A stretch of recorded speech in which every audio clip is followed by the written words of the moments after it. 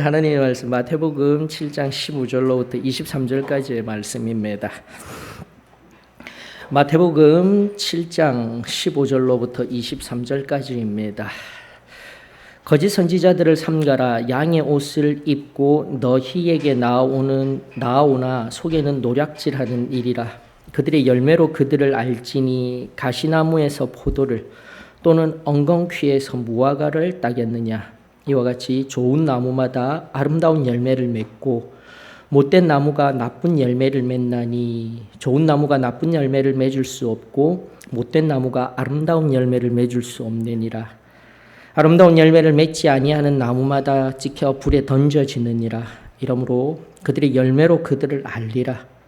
나더러 주여 주여 하는 자마다 다 천국에 들어갈 것이 아니요 다만 하늘에 계신 내 아버지의 뜻대로 행하는 자라야 들어가리라.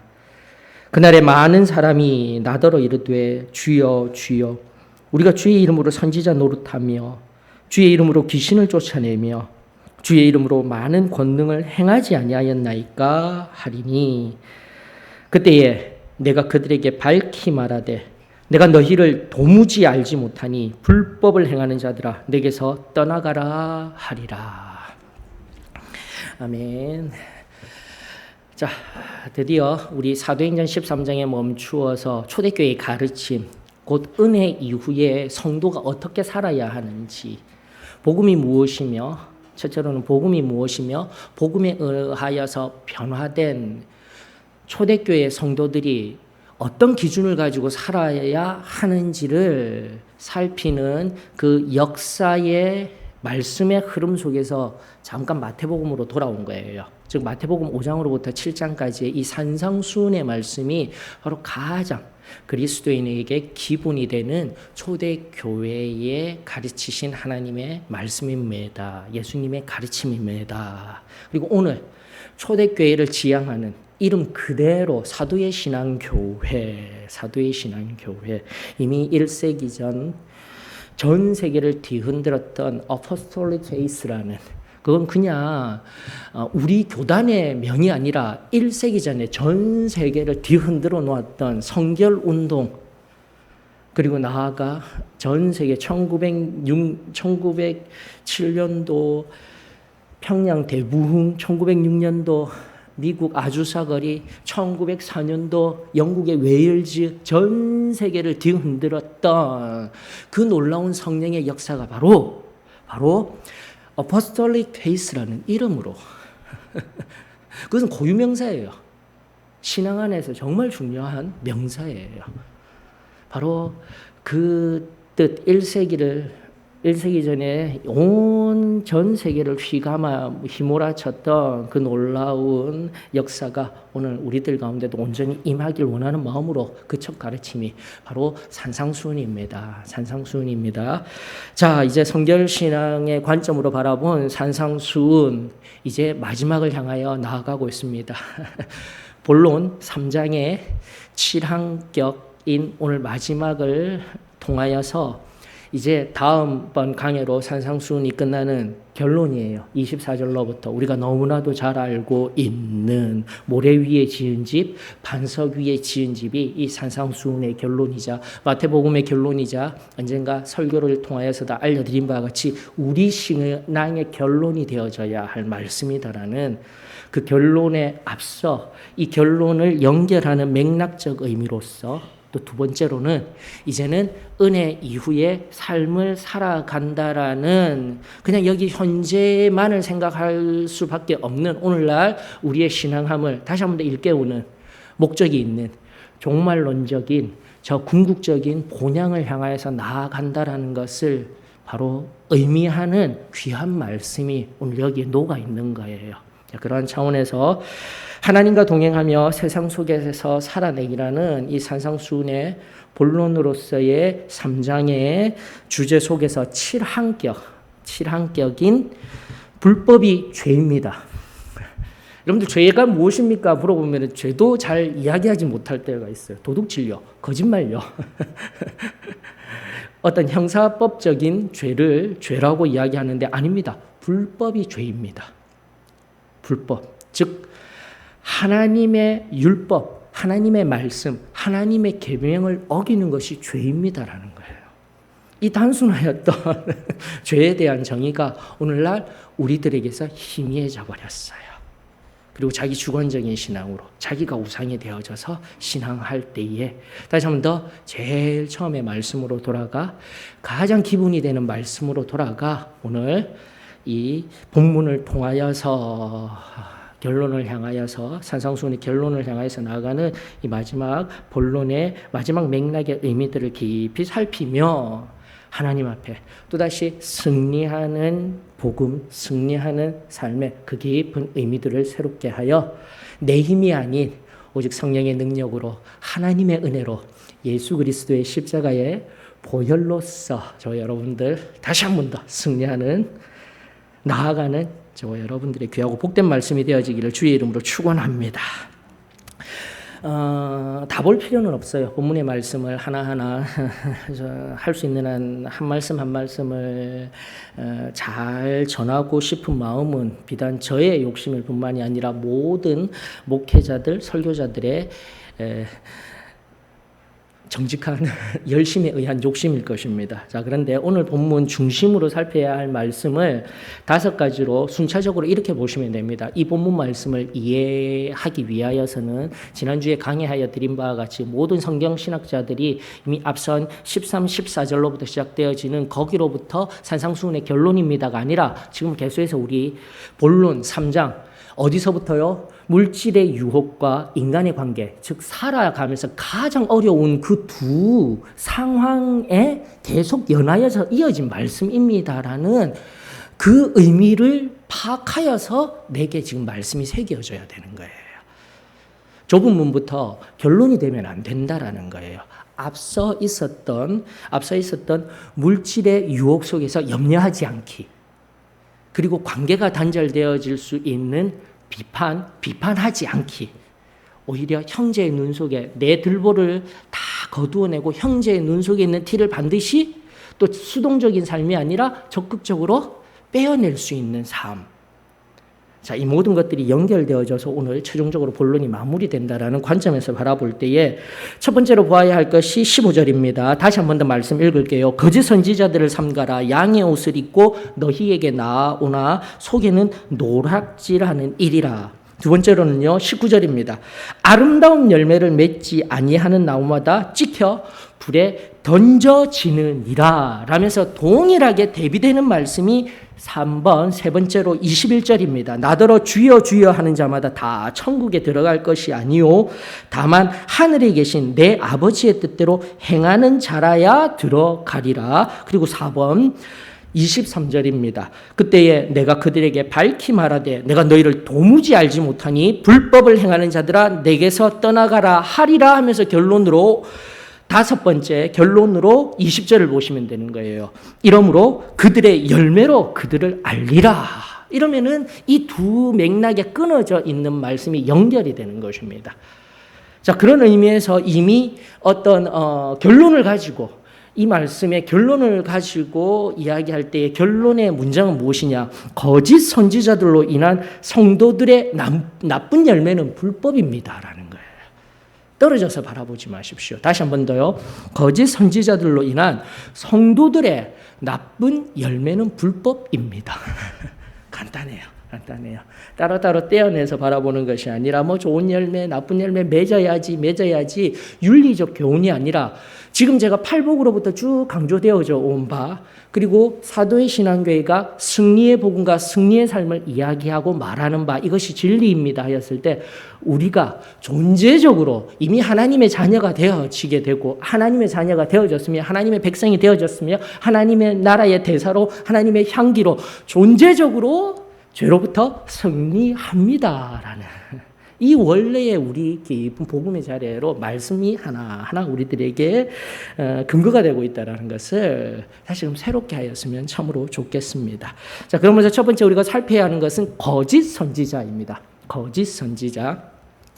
자, 이 용어에 이미 거짓 선지자들이 어떠한 자들인지 정체가 드러나고 있습니다.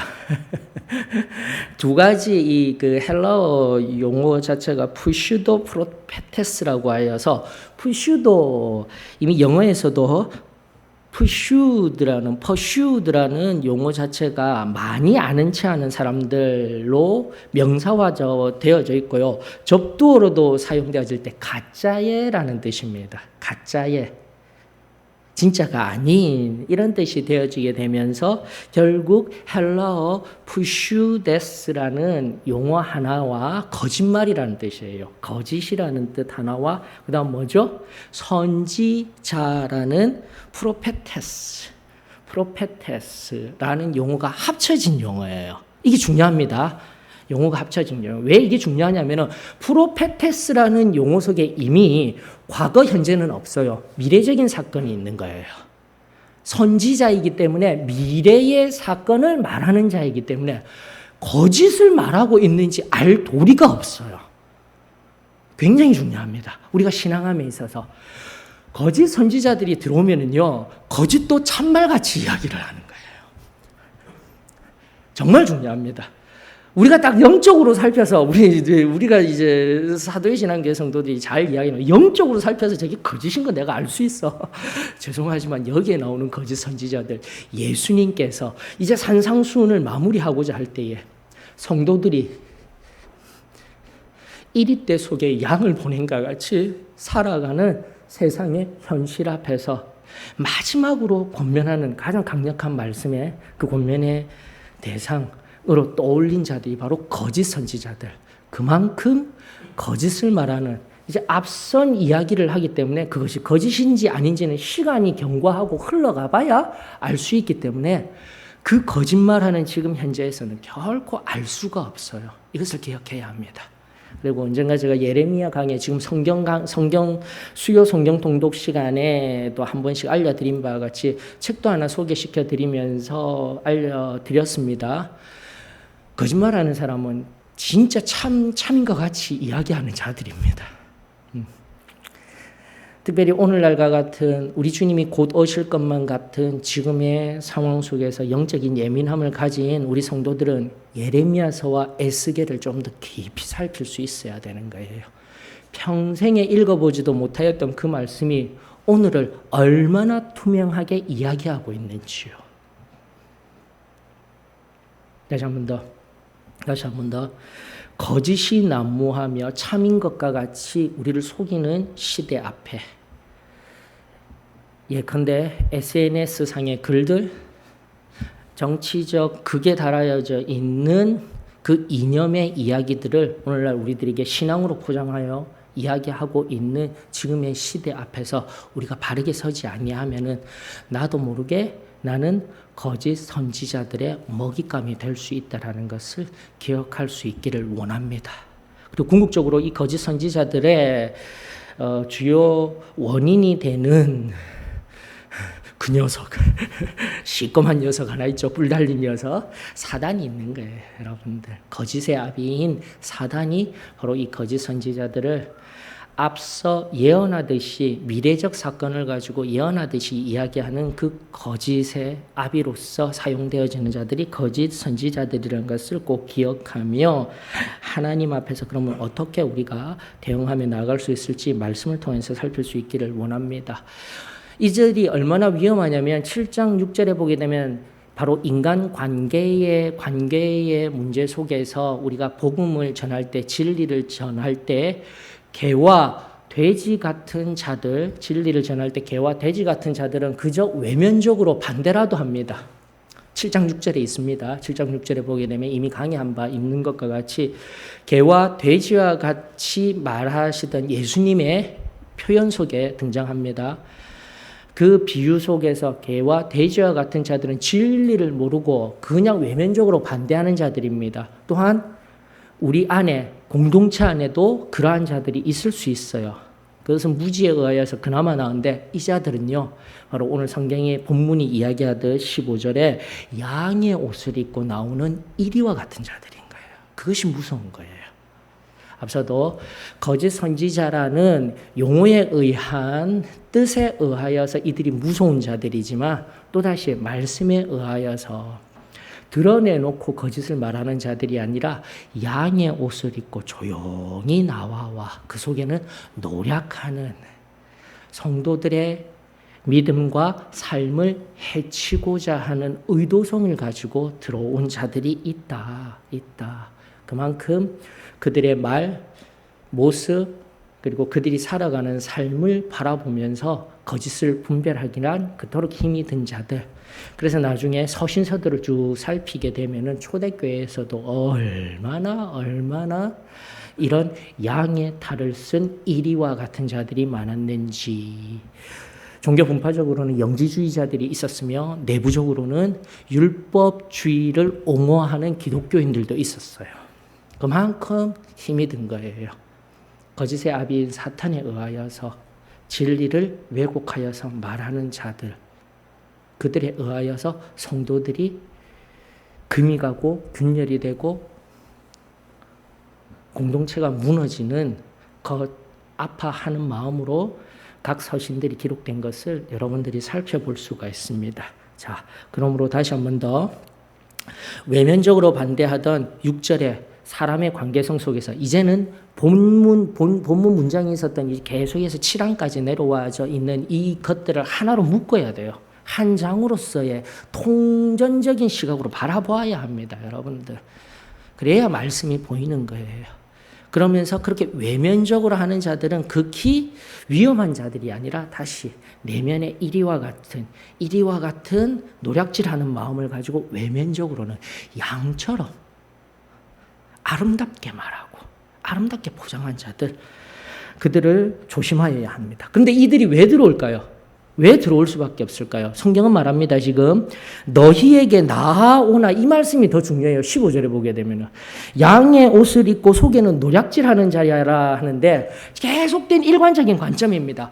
우리 안에 내부적으로 존재적으로 변하게 된 자, 하나님의 말씀에 의하여서 구원받은 심령, 보라 이전 것은 지나갔으니 새 것이 되었도다.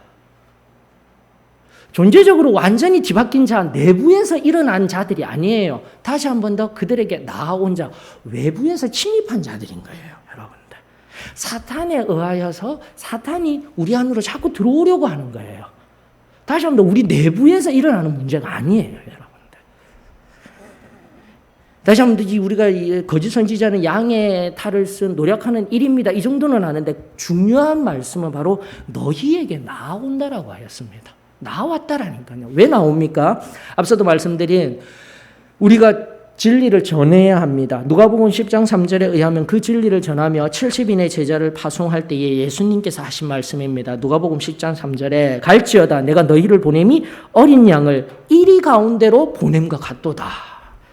즉 하나님의 제자들이, 하나님 나라의 백성들이 세상을 향해서 복음을 증거할 때에, 그러면서 7장 6절 마태복음 7장 6절과 같은 개와 돼지에게 진주를 주어도, 아무리 좋은 것들을 주어도 외면적으로 반항하고 오히려 그 진리를 묵살하며 핍박하는 자리, 그건 아무것도 아니라는 거죠. 근데 왜 이리들이 양에게 다가오느냐? 양이 안 가니까요. 자, 이것이 바로 시간의 개념이 보여야 되는 거예요, 여러분들. 바로 내가 은혜 받고 교회가 형성되고 공동체가 형성되어져 가면서 내 신앙이 점점 식어져 갈 때에 하나님 앞에 설 그때까지는 아직도 시간이 필요한데 내 신앙은 점점 약하여져서 세상을 향해 나아가지 못하는 교회의 그 상황과 현실 앞에 이제는 이리 때들이 가만히 들어오는 거예요. 즉 우리가 약해지면 반드시 사단은 세상에 거짓을 통하여서 들어오게 된다라는 영적인 교훈을 끄집어 올려야 되는 거예요. 사랑하는 성도 여러분, 우리 다시 한 번 더 주 안에서 강건할 수 있기를 주의 이름으로 축원합니다.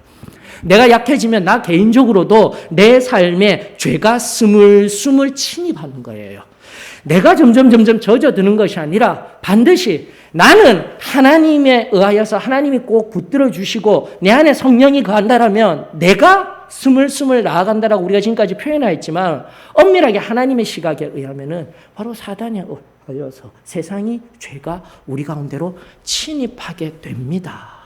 이것이 바로 오늘 본문으로 다시 돌아가 15절 말씀에 의하여서 우리가 이리때 속에 들어가 순전한 삶을 보여주며 분명히 기독교의 진리가 세상과는 틀리다라는 것을 보여주어야 하는데 우리가 힘들다라는 이유로 어렵다라는 이유로 교회 안에 개토화되어지고 우리끼리만의 신앙으로 전락하게 되면 반드시 이리때들이 우리 양들이 모인 이리때 안으로 들어온다. 이 명백한 진리가 저와 여러분들에게 새로워지며 또다시 세상 가운데 나 개인뿐만이 아니라 공동체인 우리 교회가 세상으로부터 승리할 수 있는 하나의 적용점으로서 우리들에게 온전히 새로워질 수 있기를 주의 이름으로 축원합니다. 외부로부터의 침입이 있습니다.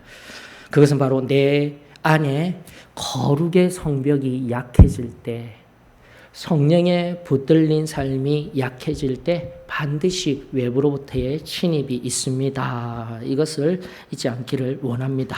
자, 두 번째 보십시다. 두 번째 맥락 안에서 열매를 살펴보기 이전에요. 두 번째 이제 맥락의 이야기, 주여, 주여 하는 자, 주여, 주여 하는 자. 근데 그들이 천국에 들어오지 못한다 하였습니다. 자, 이제 여기에서부터 연결이 필요한 거예요. 결론이 아니다라는 연결의 의미로서 왜 산상수훈 세 번째 본론 하나님과 동행하며 세상 속 살아내기라는 이야기를 하냐면 이제 종말론적으로 쭉 나아가고 있다는 것을 이해하셔야 됩니다. 즉 앞선 좁은 문, 지난번 강의해드렸던 좁은 문 이야기, 그리고 좁은 길 이야기, 협착한 길 이야기, 많고 적음의 이야기 앞에 형용사적인 용법이 중요하다고 했습니다. 멸망으로 인도하는. 근데 참 감사해요. 이걸 분석해 보셔요, 여러분들. 마태복음 7장 13절과 14절 그리고 22절을 같이 딱 놓고 분석해 보았을 때 22절에 보게 되면 주의 이름으로 주의 이름으로 주의 이름으로라는 형용하는 뭐 부사절이 될 수도 있어요. 부사 그 행동을 표현하는 거지만 주의 이름으로 다 표현했는데 여기 13, 14절을 가장 이렇게 해석을 못하게 하는 게 바로 한 번 이야기했다고. 문에만 적용되는 것이 아니라 지난번에 강의해드렸습니다. 멸망으로 인도하는 넓은 문, 넓은 길, 많은 사람들이 선택하는 바로 이러한 해석을 가지셔야 본문이 보이기 시작하는 거예요. 지금도 끝나지 아니하는 오늘 여기 현재를 통하여서 궁극적으로 저기에 멸망으로 인도하는 큰 문이 항상 존재한다라는 것. 그리고 생명으로 인도하는 좁은 문이 매 순간에 참된 선택으로서 우리가 그 문을 열어야 한다라는 것. 지난번 강의를 통해서 알았던 거예요. 그러면서 이 말씀과 함께 연결되어지면서 같은 구조로서의 말씀으로 바라보면서 다시 한 번 더 종말론적인 시각을 가지는 거예요. 특별히 19절의 말씀, 아름다운 열매를 맺지 아니하는 나무마다 지켜 불에 던져지느니라. 이것은 그때에 이제 뒤에 나오는 22절 그날에 마지막 그때에 나쁜 열매 맺은 그 나무는 불에 던져진다라는 말씀인 거예요. 영벌에 처한다라는 말씀인 거예요. 그리고 나아가 23절 또한 마찬가지인 거예요. 21절과 연하여서 주여 주여 하는 자가 천국에 들어가는 것이 아니라 뭐 한다고요? 하늘에 계신 내 아버지의 뜻대로 행하는 자. 드디어 믿음과 행위에 대한 온전한 믿음의 근거가 나타나는 거예요. 그저 믿습니다. 입술의 고백이 아니라 다시 한 번 더 믿음에 근거한 삶의 열매들이, 그것도 죄짓지 아니하는 열매들 많이 맺혀야 된다라는 결론을 가질 수 있는 거예요. 그걸 우리가 교리적으로 이야기한 것이 무엇입니까? 승리하는 삶이었던 것입니다. 죄로부터 이긴다라는 삶이었던 것입니다. 산상수훈 속에 철저하게 녹아져 있던 우리 진리의 핵심입니다. 그래서 이 말씀들이 저와 여러분들에게 새로워질 수 있기를 원합니다. 주여 주여 하는 자, 바로 천국에 들어가지 못하는 자가 연하여서 21절에 있는 이들이 22절에 무엇을 한 자였는지 성경은 바르게 이야기하고 있습니다. 그 첫 번째는 무엇입니까? 주의 이름으로 예언한 자입니다.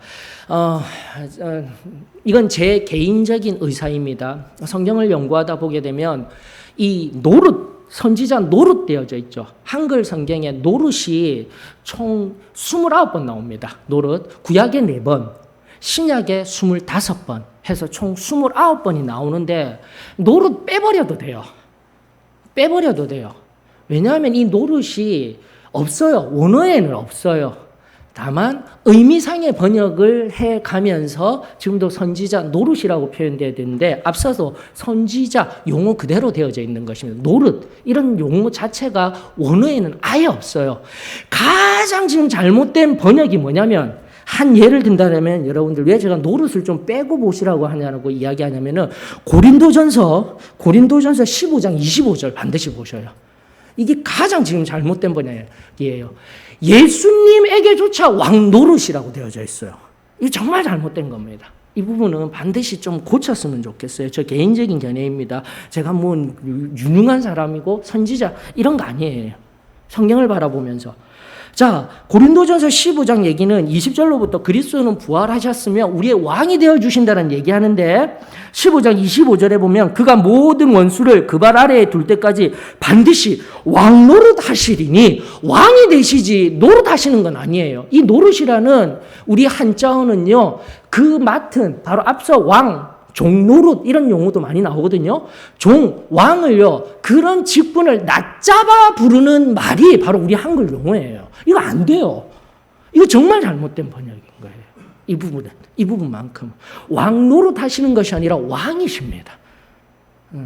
자, 그런 의미에서 다시 한 번 더 지금도 보셔야 되는 거예요. 22절에 보게 되면 다시 한 번 더 주여 주여 하는 자들이 첫 번째 무엇 했다고요? 주의 이름으로 예언한 자들이라는 겁니다. 주의 이름으로 하나님의 말씀을 가르쳤다라는 것입니다. 본문으로 가는 거예요. 마태복음. 노릇 그런 거 없어요. 선지자가 되었던 거예요. 그렇게 하였다라고 이야기를 하는 겁니다. 누가요? 거짓 선지자들이 아니라 그 선지자들과 함께한 성도들이. 성경은 말합니다. 그날에 많은 사람이라고 하였어요. 그날에는 많은 사람이 바로 주님을 아는 자들이 말씀을 정확하게 바라보며 우리에게 두렵고 떨리는 말씀으로 바라보았으면 좋겠어요. 지금도 나는 주의 이름으로 가르칩니다. 지금도 우리들은 주의 이름으로 하나님의 말씀을 증거합니다. 전합니다. 모두에게 속한 이것. 그런데 안 된다라는 거예요. 두 번째는 무엇입니까? 축계입니다. 주의 이름으로 귀신을 쫓아내는 그 놀라운 능력의 사역. 귀신을 꼭 영적인 것들만 바라보지 말 것이며 다시 한번 오늘도 우리가 믿고 있는 육신의 연약함들, 우리 마음의 공고함들, 심리적인 편안함들, 이 모든 것들을 이루어 주시는 분 누구십니까? 예수 그리스도. 오늘도 우리 믿음의 성도들을 통하여서 우리 야고보서에 있는 말씀 찾아보지 아니하여도 5장에 있는 말씀 알고 계시죠? 성도들 의인의 강구는 역사하는 힘이 큼이니라. 저는 그것을 믿습니다. 목사의 강구가 아니에요. 장로의 강구가 아니에요. 의인의 강구. 누구라도 우리 성도들이 함께 합심하여 기도하면 지금도 놀라운 치유의 역사가 일어납니다. 저는 그것을 믿습니다. 자, 그것을 하고 있던 사람들인 거예요. 그리고 마지막 세 번째는 무엇입니까? 많은 권능을, 주의 이름으로 많은 권능을, 놀라운 이적을 행하였지 않습니까? 예, 다 했다니까요. 이런 치유의 역사, 또다시 삶이 완전히 삶을 변화되게 한 자신의 복음을 통하여서 자신의 눈물을 통하여서 눈물로 씨를 뿌림으로 말미암아 한 영혼이 변화되는 것, 이 모든 것들이 포함된 이 모든 일을 하였음에도 불구하고 23절 예수님의 말씀은 단호합니다. 나는 너희를 도무지 알지 못하노라라는 거예요. 왜 그럴까요? 왜? 이것 했던 게 중요한 게 아니라니까요. 자, 그러면서 앞선 이제 맥락과도 연하여집니다. 여러분들 이 앞선 16절로부터 18절의 말씀은 단순합니다. 이미 16절이 답을 내었어요. 가시나무에서 포도가 나올 수가 없다라는 거예요. 엉겅퀴 나무에서 무화과가 나올 수 없다라는 거예요. 좋은 나무에서는 좋은 열매만 나온다라는 거예요. 나쁜 나무가 나쁜 열매를 맺는다라는 거예요. 좋은 나무인데 좋은 열매도 맺으면서 나쁜 열매가 나온다. 그게 아니다라는 거예요, 여러분. 그러면서 예수님이 23절 말씀에 무엇을 말합니까? 너희들이 좋은 열매를 맺고 좋은 신앙생활을 하고 능력 있는 하나님의 일을 감당하였지만 뭐를 한 사람들? 불법을 행한 자들. 너무나도 단호한 말씀입니다. 내 안에 좋은 열매를 맺었기 때문에 그 좋은 열매로 천국을 가는 것이 아니라 무엇 때문에요? 불법을 행한 것 때문에 천국에 들어갈 수 없다라는 단호한 말씀이 우리들에게 주어지고 있는 거예요. 앞서도 지금 말씀한 바와 같이 다시 한 번 더 하나님의 은혜로 말미암아 내가 하나님의 자녀가 되었습니다. 하나님의 은혜로 말미암아 나의 욕망은 끊임없이 끝간데 없이 죽을 수 있는 그 욕망을 내려놓을 수 있는 완전 성화의 성결의 비밀이 십자가에서 나를 못 박음으로 늘 이루어질 수 있는 거예요. 한 발 물러서서 다시 한 번 더 그 누군가를 진정으로 사랑하고 진정으로 섬기며 나아가는 놀라운 역사, 저와 여러분들의 역사인 거예요. 그러면서 완전 성화, 성결을 경험한 사람은 영혼을 사랑하는 자인 겁니다. 그리고 나서 성령의 침례를 받아 성령의 충만한 자는 다른 자가 아니에요. 그 열매의 핵심은 바로 그 살아가는 영혼을 위하여서 내 모든 것을 통하여서 그를 섬기는 삶인 거예요, 여러분. 내 안의 자족이 아니에요. 구원받고 성결함 받고 성령 침례 받아 지금도 성령 충만을 받았다는 의미는요. 다시 한 번 더 내가 그 은혜를 경험하고 있다라는 1차적 의미의 만족으로 끝나는 것이 아니라 무엇을 해야 된다고요? 어떤 열매를 맺어야 합니까? 바로 지금도 아파하고 신음하는 그 누군가를 섬겨야 하는 거예요. 사랑해야 하는 거예요. 위로하는 거예요.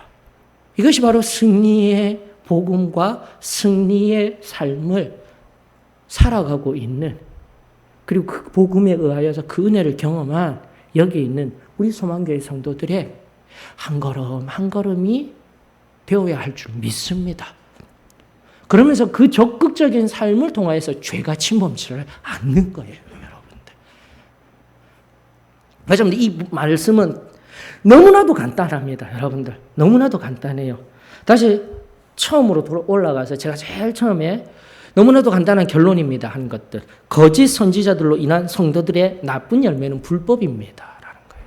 불법, 곧 하나님의 계명을 범하는 것, 죄입니다 이야기하며, 이 좋은 나무가 되어진 성도들의 삶은 좋은 열매만 맺는 거예요. 22절의 열매로서의 이 삶의 모습은 당연하게 나오는 거예요. 당연하게. 이 당연하게 나오는 삶의 모습을 통해서 나는 천국 갈 수 있어가 아니라 믿음에 의거하여 당연하게 사는 삶일 뿐이지, 우리는 무엇을 해야 된다고요? 불법을 행하지 아니하는 나쁜 열매가 우리 삶에 있으면 된다, 안 된다? 안 된다라는 거예요. 그래서 이 모든 말씀을 종합하게 되면 이미 나는 하나님으로 말미암아 새롭게 태어났으며 완전한 새로운 피조물이 되었습니다. 전혀 다른 피조물이 되었습니다. 지금까지 모든 말씀들을 종합하였을 때, 그리고 다시 한 번 더 소급해서 복 있는 자로 가자고요. 심령이 가난한 자, 거기서부터는 존재적인 자라니까요. 은혜 받은 자, 그 자체가 바로 복이다라는 이야기 계속하고 있는 거예요. 계속하고 있는 거예요. 그런 상태 속에서는 결코 내 안으로부터 죄가 임할 수 없습니다. 죄가 일어날 수 없어요. 근데 무엇이요? 바로 외부에 있는 사탄이 우리에게 침범함으로, 우리에게 외부에서 공격함으로, 우리의 거룩의 성벽이 무너지고 우리의 지성소의 보좌에 하나님이 아닌, 성령이 아닌 사탄에 의하여서 잠식된, 침입한 내가 그 왕자를 자리하고 있을 때 반드시 나는 불법의 자리에 들어갑니다라는 거예요. 이걸 역으로 다르게 얘기하면 우리가 그만큼 들어왔던 승리의 삶, 다시 한 번 더 죄로부터 이기는 삶, 죄가 접근하였을 때, 아니 죄가 침범하였어도 몰아내는, 즉 죄를 인지하고 회개하고 배상하는 삶이 끊임없이 우리 삶에 온전히 이루어지게 될 때 우리는 승리합니다라는 고백을 할 수 있게 되는 거예요. 오늘의 승리를 선포하며 궁극적인 하나님 나라에로까지 걸어 나아갈 수 있는 삶을 살아가게 된다는 것이죠. 자, 계속해서 연결합니다. 바로 이렇듯 이 두 맥락의 의미들은 명백합니다. 거짓 선지자들로 말미암아 또 거짓 선지자들을 선동한 사단에 의하여서 거짓의 아비가 들어왔을 때 우리 성도들이 불법의 죄의 열매 맺을 수 있다라는 거예요. 그것을 조심하라고. 산상수훈을 통해서 예수님이 이야기하고 계신 거예요. 그리고 그 죄로부터 이기는 승리의 삶을 살으라는 우리의 교리를 다시 한 번 더 끄집어 올릴 수 있는 것이죠. 그리고 말씀의 맥락 속에서 여러분들, 저와 여러분들이 또다시 한 번 더 나오는 것, 마지막 그들의 열매로 그들을 알리라라는 마지막 말씀을 눈여겨보십시다. 그들의 열매로 그들을 알리라 하는 여기 직접적인 대상은 결국은 좋은 나무이기 때문에 좋은 열매만 맺습니다. 나쁜 열매가 있으면 그게 죄예요. 불법이에요. 반드시 쳐내야 합니다. 사단에 의하여서 나쁜 열매가 나오는데 원래는 나오면 안 되는 거예요. 안 되는 거예요. 이걸 명확히 해야 되는 거예요. 명확히 하는 거예요. 자, 그리하였을 때 다시 한 번 더 이것을 이제 지금까지 하나님과 동행하며 세상 속 살아내기라는 본문 속에서 1, 2항 다시 한 번 더 물질 유혹에 따른 염려하지 말라. 3, 4항 관계 단절. 가장 힘든 것이 물질 유혹과 관계를 단절시키는 인간관계를 어렵게 하고 형제 자매 간에 사랑하지 못하게 하는 것. 이게 가장 우리의 삶의 가장 주요한 어려움이었다는 거 계속 강조하고 있습니다. 이게 보이셔야 되는 거예요. 그러면서 3, 4항 비판하지 말며 반드시 그 눈에 있는 형제의 눈에 있는 티끌을 거두어낼 수 있는 사랑을 해야 된다는 얘기. 근데 우리가 할 수 없습니다. 그래서 5항이 뭐였죠? 전적 의탁 기도 구하라. 구하라가 그냥 따로 나와서 모든 게 만능이 되는 키 열쇠가 아니었습니다. 흐름 속에서 보셔야 된다고요. 말씀의 흐름 속으로 바로 구하라, 찾으라, 문을 두드리라는 얘기. 물질의 유혹과 뭐예요? 인간의 관계, 내 힘으로 할 수 없습니다. 하나님의 전적인 은혜가 필요합니다. 라는 이야기를 했다라는 거예요. 그것이 5항이고 지난번 6항에 의하여서 뭐예요? 바로 그 기도를 끊임없이 하며 나아가는 과정 속에서 큰 문, 조금 더 큰 문들이 매 순간 선택한다 했습니다. 물질의 유혹이 있을 거예요. 관계, 이 사람과의 관계 안 하면 돼 라는 유혹들이 있을 거예요. 그러나 우리는 항상 무엇을 선택해야 된다고요? 좁은 문, 좁은 길, 사람들이 많이 찾지 아니하는 그 순전한 길을 매 순간 선택해야 합니다. 그리고 지금은 뭐예요? 불법을 하지 않아야 합니다라는 거죠. 간단합니다.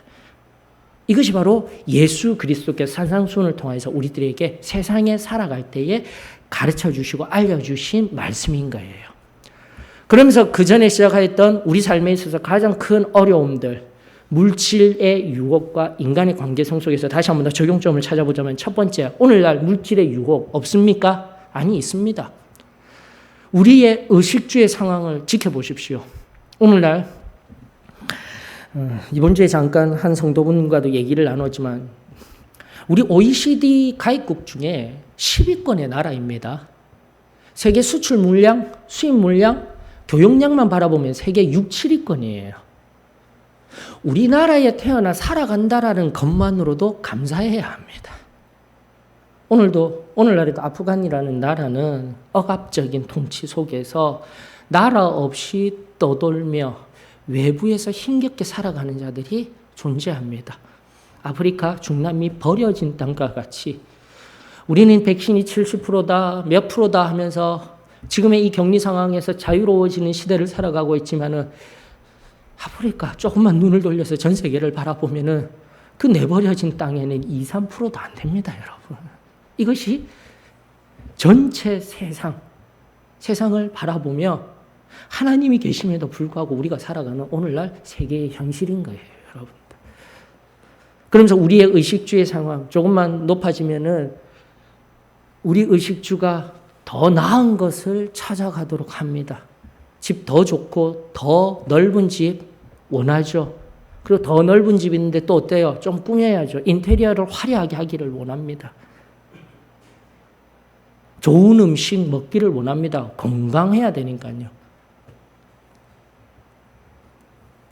격에 맞는 삶을 살아야 하며 격에 맞는 차가 필요해. 그 격에 맞는 삶이 바로 세상은 인간의 본성이야. 괜찮아. 그러므로 너 중심으로 살면 돼. 거기서 그 유혹에서 우리가 헤어나와야죠, 여러분. 엄밀히 세상이 말하는 그 본성, 격에 맞는 삶을 살도록 유혹하는 그 본성은 바로 죄에 의한 본성인 거예요. 깨달아야 하는 거예요. 우리는 하나님의 은혜 이후에 우리가 가진 물질, 우리의 모든 것, 간단한 한 용어로 정의되어집니다. 청지기직을 받은 것뿐이에요. 그걸 우리가 잊어버리고 살고 있어요. 하나님이 우리에게 많은 물질을 주시고 하나님이 우리에게 풍족함을 주신 이유는 바로 그것을 잘 가꾸어서 잘 관리하여서 하나님 일에 사용하라고. 오늘날 다시 한 번 더 내가 불법이 아닌 줄 알았습니다. 나의 삶의 격에 맞는 삶을 살려고 한 것뿐입니다. 세상이 말하던 세상의 본성입니다. 사람의 마음입니다. 그렇게 살아야죠. 아니, 조금만 더 낮은 마음으로, 다시 한 번 더 가난한 심령으로 주위를 바라보아 나보다 어렵게 살아가는 자들, 나보다 힘겹게 살아가는 자들, 그들에게 위로를 줄 수 있는 여러분들의 물질과 시간과 노력들이 필요할 때입니다. 다시 한 번 더 하나님을 위하여서 여러분들의 물질과 시간과 그 삶의 매 순간들이 사용되어지기를 주의 이름으로 축원합니다. 두 번째, 관계도 마찬가지입니다. 여러분들, 관계도 마찬가지예요. 관계라는 것은 지금까지 쭉 상고한 바와 같이 삶이 흘러가다 보면은 내 삶에 저 밑바닥까지도 아는 사람들이 생기기 시작합니다. 특별히 목회자는 여러분들의 영적인 상태를 살피며 또 때로는 목회자와의 신앙 상담뿐만 아니라 목회자를 향한 갈등 속에서도 그 시간성 속에 쌓이면서 거리낌들이 쌓이기 시작하는 거예요. 그러면서 내 삶, 조금씩 나이가 들어가게 되면 존재 중심적이었던 삶이 상황 중심적으로 변해가는 거예요. 존재 중심적이라는 것은 하나님의 자녀로서 나 부족한 것도 아는 우리 목회자, 우리 성도, 나에게 필요한 사람임에도 불구하고 상황에 의하여서 그런 거리낌들이 싫어서 결국은 그 존재들을 밀어내기 시작합니다. 바꿔 말하면 과거에 자기를 너무 잘 아는, 서로 다툰 적도 있는 선지자인 목회자 또는 성도들이 있음에도 불구하고 자기만을 위한 선지자와 성도들을 찾아 나아갑니다. 그리고 과거 자신의 치부를 아는 선지자와 성도들을 밀어냅니다. 필요치가 않는 거예요. 그러면서 어떡할까요? 지금 여기 그저 나의 긍정적인 면만을 새롭게 바라보는 선지자와 성도들만 교제하기를 원합니다. 그러면서 세상 속에서도 더 이상 앞선 물질의 하나님에 의한 훈련과 단련되어짐, 깨어짐이 없는 상태에서는 결국 관계도 단절되기 시작하는 거예요. 공동체 안에서도 깨어져 나갑니다. 그리고 세상을 향해 전혀 나아갈 수 없는 곳, 다시 처음으로 돌아가서 순환적으로 바라보십시오. 거짓 선지자들이, 사단이 우리의 마음으로, 우리의 삶으로 침투하기 시작하는 거예요. 그러므로 하나된 교회, 하나님이 기뻐하시며 하나님의 뜻만을 위하여 나아가는 교회 속에 4분, 5분 분열된 분파들이 생기게 되고 나와 함께하는 사람들과 함께하기를 원하는 그 마음, 그것이 불법입니다, 여러분들. 다시 한번 하나님 앞에 우리의 삶에 나 자신을 뒤돌아보며 세상이 말하는 그것은 세상적인 우리 인간의 본성이야. 좋은 것, 함께 코드가 맞는 사람들끼리 함께 하면 되지. 아닙니다. 교회는 다시 한 번 더 하나님의 뜻에 의하여서, 하나님 사랑에 의하여서 하나 된 곳이 교회입니다. 그리고 하나님 뜻을 위하여서 하나님 사랑을 전하기 위해 나아가는 하나가 된 공동체가 바로 교회입니다. 그것을 잊지 마십시다. 불법을요, 거짓말, 도둑질, 기타 여러 가지 범법 행위라고 생각하지 마세요. 오늘 내 안에 내 속에 나도 모르게 지금 소극적으로 내 안에 내버려둔 그 물질을 잘못 선용하고 있는 것과 다시 한번 관계, 거리낌이 있는 자들, 무관심하게 내버려두고 기존의 질서와 권위에 순종하지 못하고 점점 멀어져 가려 할 때에 사단은 우리의 거룩의 성벽을 넘어 우리의 진성소까지 자리하게 될 수 있음을 우리 깊이 깨달아 알 수 있기를 주의 이름으로 축원합니다. 마지막을 향하여서 나아갑니다. 이러한 열매 중에 가장 현 시대에 가장 우리가 조심해야 할 것,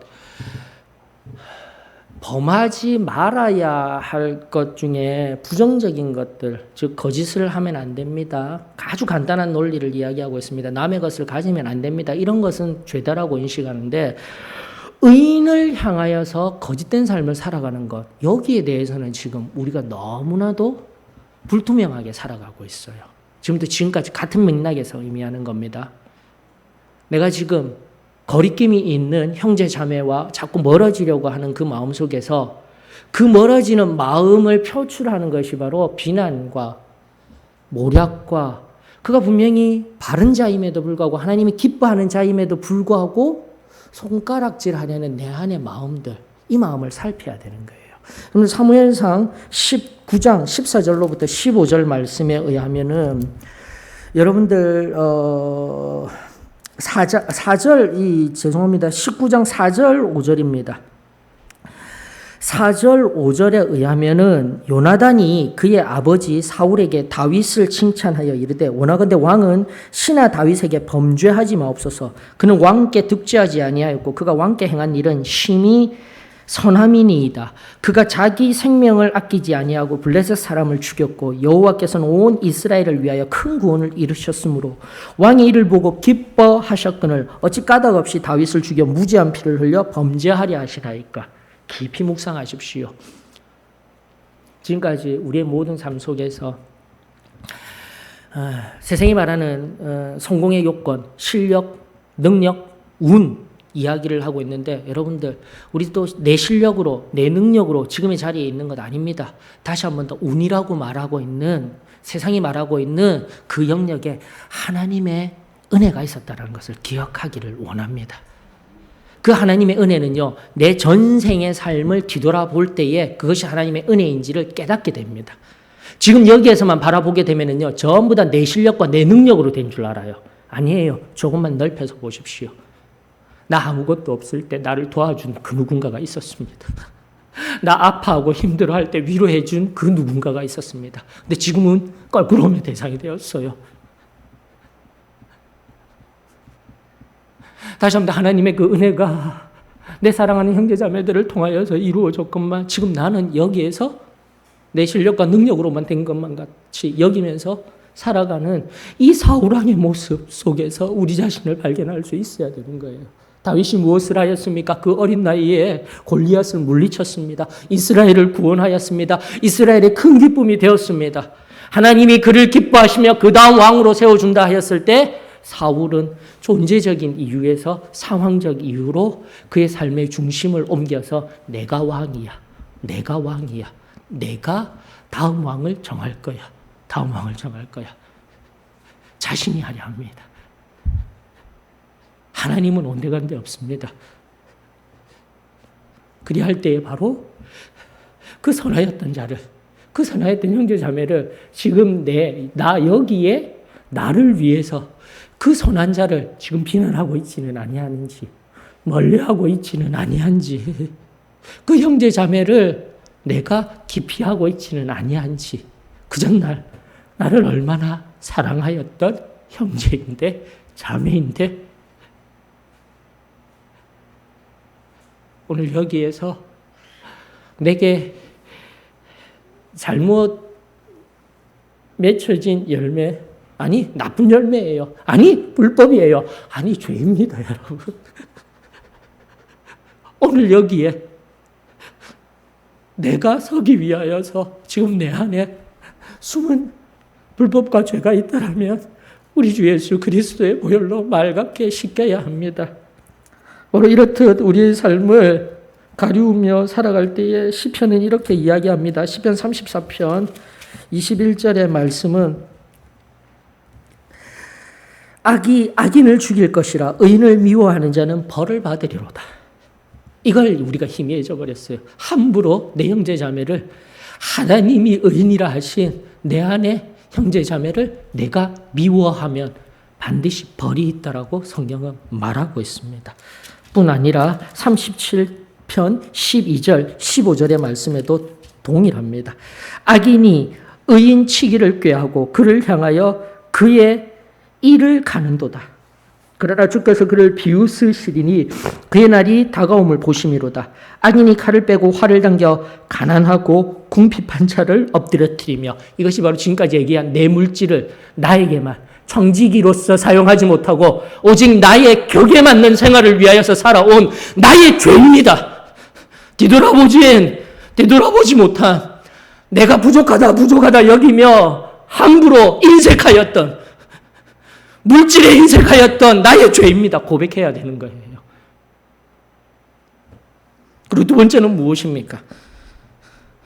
행위가 정직한 자를 죽이고자 하나 관계를 단절시키고 함부로 내 형제자매, 하나님이 기뻐하시는 형제자매를 아무렇게나 대하였던 내 안에 숨은 불법을 반드시 제거해야만 합니다.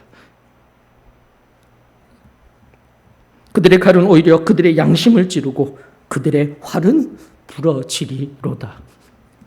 결국 하나님의 말씀은, 산상수훈의 마지막 말씀은 결국 그날에 나는 도무지 너희를 모르는도라. 불법을 행하는 자들아. 다 잘하고 있는 줄 알았다니까요. 다 하나님 뜻대로 주의 이름으로 다 하고 있었다니까요. 그러나 내 안에 바로 오늘 발견한, 말씀을 통해서 발견한 이 불법이 있다라면 나는 천국에 들어갈 수 없습니다. 다시 한번 더 조금 더 강력하게, 죄를 범하는 자는 천국에 들어갈 수 없습니다.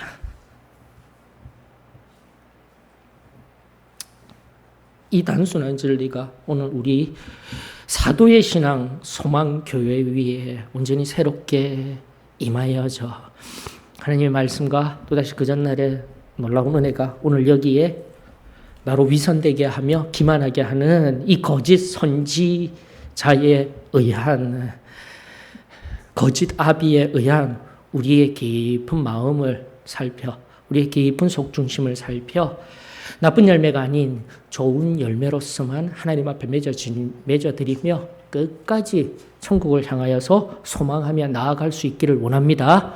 요한일서 3장 4절, 우리 예전날 그토록 계속해서 살펴봤던 요한일서 3장 4절, 여기 마태복음 7장 23절이 얘기하는 불법, 무엇이라고 이야기하고 있습니까? 불법은 요한복음 3장 4절입니다. 죄를 짓는 자마다 불법을 행하나니 죄는 불법이라는 것입니다.